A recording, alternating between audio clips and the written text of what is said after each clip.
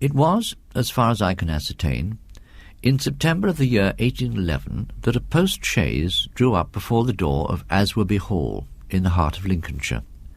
The little boy, who was the only passenger, jumped out as soon as it had stopped and looked about him with the keenest curiosity during the short interval that elapsed between the ringing of the bell and the opening of the hall door. The post-chaise had brought Stephen Elliott from Warwickshire, where some 6 months before he had been left an orphan. Now, owing to the generous offer of his elderly cousin, Mr. Abney, he had come to live at Aᴜᴅɪᴏ. The offer was unexpected, because all who knew anything of Mr. Abney looked upon him as a somewhat austere recluse, into whose steady-going household the advent of a small boy would import a new and, it seemed, incongruous element. The truth is that very little was known of Mr. Abney's pursuits or temper. The professor of Greek at Cambridge had been heard to say that no one knew more of the religious beliefs of the later pagans than did the owner of Aᴜᴅɪᴏ. He was looked upon, in fine, as a man wrapped up in his books, and it was a matter of great surprise among his neighbours that he should even have heard of his orphan cousin. Whatever the case, it is certain that Mr. Abney, the tall, the thin, the austere, seemed inclined to give his new charge a kindly reception. The moment the front door was opened, he darted out of his study, rubbing his hands with delight. "How are you, my boy? How are you? How old are you?" said he. "That is, you're not too much tired, I hope, by your journey to eat your supper?" "No, thank you, sir," said Master Elliott. "I'm pretty well." "That's a good lad," said Mr. Abney. "And how old are you, my boy?"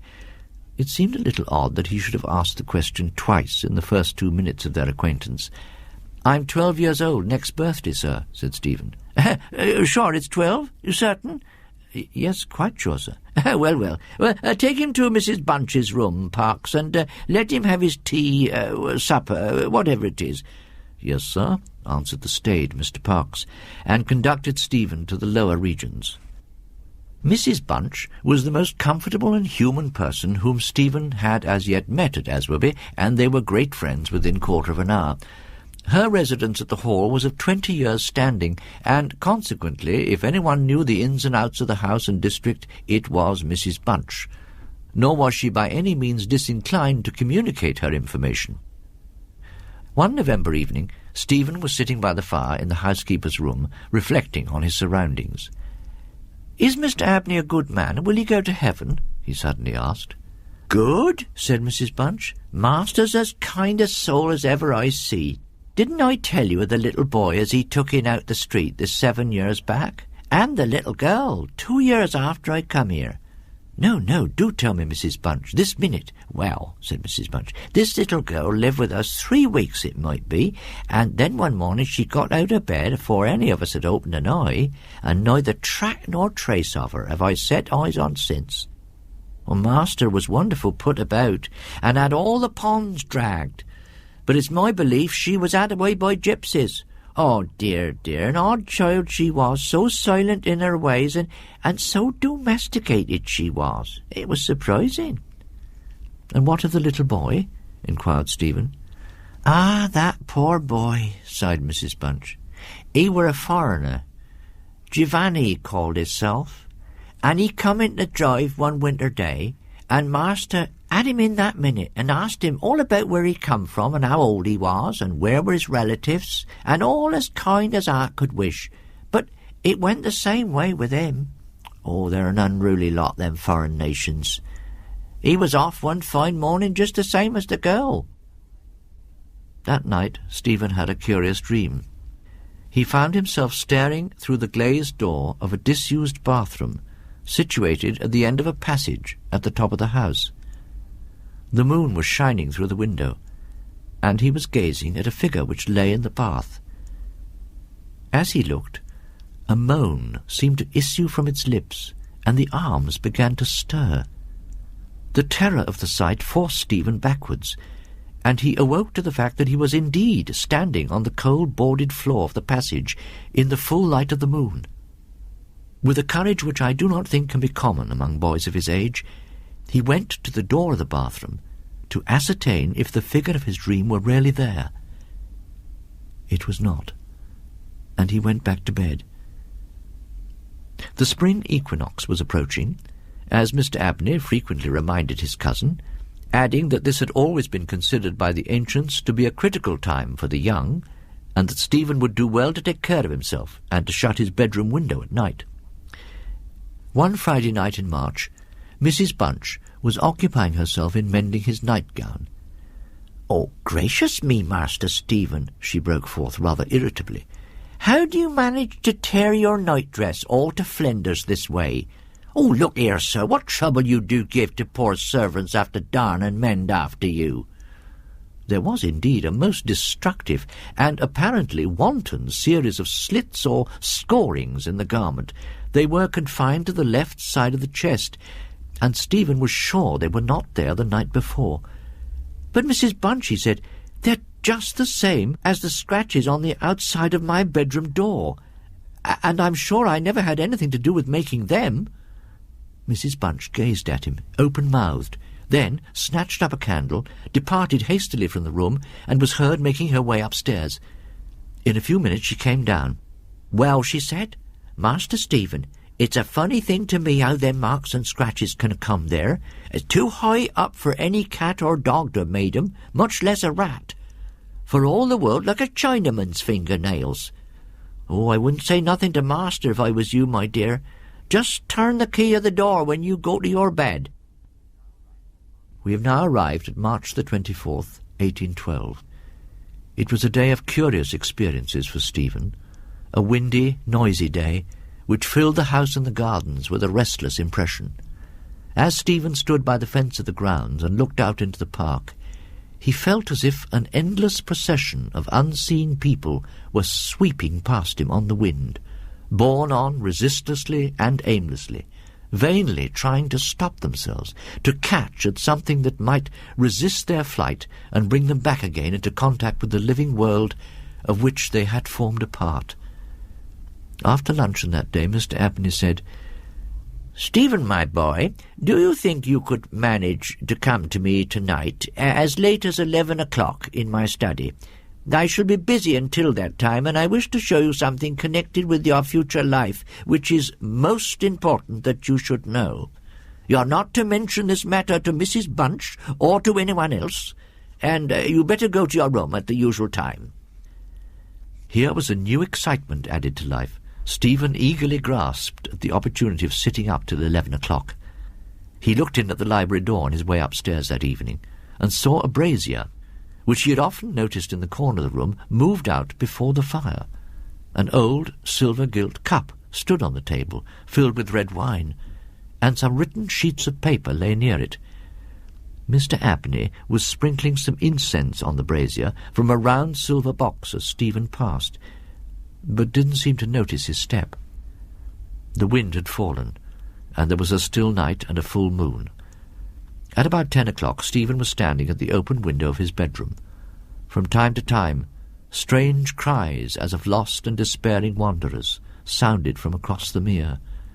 They might be the notes of owls or water-birds, yet they did not resemble either sound. Were they not coming nearer? Abruptly they ceased. But just as Stephen was thinking of shutting the window and resuming his reading of Robinson Crusoe, he caught sight of two figures standing on the gravel terrace that ran along the garden side of the hall. The figures of a boy and girl, it seemed. They stood side by side, looking up at the windows. Something in the form of the girl recalled irresistibly his dream of the figure in the bath. The boy inspired him with more acute fear. Whilst the girl stood still, half smiling, with her hands clasped over her heart, the boy, a thin shape with black hair and ragged clothing, raised his arms in the air with an appearance of menace and of unappeasable hunger and longing. The moon shone upon his transparent hands, and Stephen saw that the nails were fearfully long, and that the light shone through them. And as he stood with his arms thus raised, he disclosed a terrifying spectacle. On the left side of his chest there opened a black and gaping rent, and there fell upon Stephen's brain, rather than upon his ear, the impression of one of those hungry and desolate cries that he had heard resounding over the woods of Aᴜᴅɪᴏ all evening. In another moment, this dreadful pair had moved swiftly and noiselessly over the dry gravel, and he saw them no more. Inexpressibly frightened as he was, he determined to take his candle and go down to Mr. Abney's study, for the hour appointed for their meeting was at hand. The study, or library, opened out on the front hall on one side, and Stephen, urged on by his terrors, did not take long in getting there. His repeated knocks were not answered. Mr. Abney was engaged. He was speaking. What? Why did he try to cry out? And why was the cry choked in his throat? Had he too seen the mysterious children? But now everything was quiet, and the door yielded to Stephen's pushing. On the table in Mr. Abney's study, certain papers were found which explained the situation to Stephen Elliott when he was of an age to understand them. The most important sentences were as follows. It was a belief very strongly and generally held by the ancients that by enacting certain processes which to us moderns would have something of a barbaric complexity, a very remarkable enlightenment of the spiritual faculties in man may be attained. That, for example, by absorbing the personalities of a certain number of his fellow creatures, an individual may gain a complete ascendancy over those orders of spiritual beings which control the elemental forces of our universe. It is recorded of Simon Magus that he was able to fly in the air, or to assume any form he pleased, by the agency of the soul of a boy, whom, to use the libellous phrase employed by the author of the Clementine Recognitions, he had murdered. I find it set down, moreover, with considerable detail in the writings of Hermes Trismegistus that similar happy results may be produced by the absorption of the hearts of not less than 3 human beings below the age of 21 years.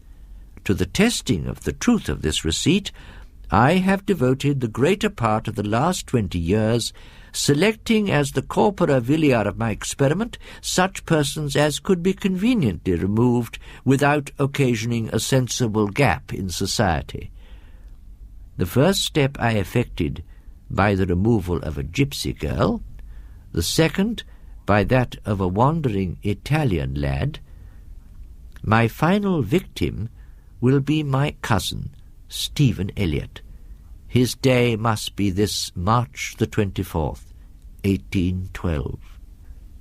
The best means of effecting the required absorption is to remove the heart from the living subject, to reduce it to ashes, and to mingle them with about a pint of some red wine, preferably port. The remains of the first 2 subjects at least it will be well to conceal. A disused bathroom will be found convenient for such a purpose. Mr. Abney was found in his chair, his head thrown back, his face stamped with an expression of rage, fright, and mortal pain. In his left side was a terrible lacerated wound, exposing the heart. There was no blood on his hands, and a long knife on the table was perfectly clean. The window of the study was open, and it was in the opinion of the coroner that Mr. Abney had met his death by the agency of some wild creature. But Stephen Elliott's study of the papers I have quoted led him to a very different conclusion.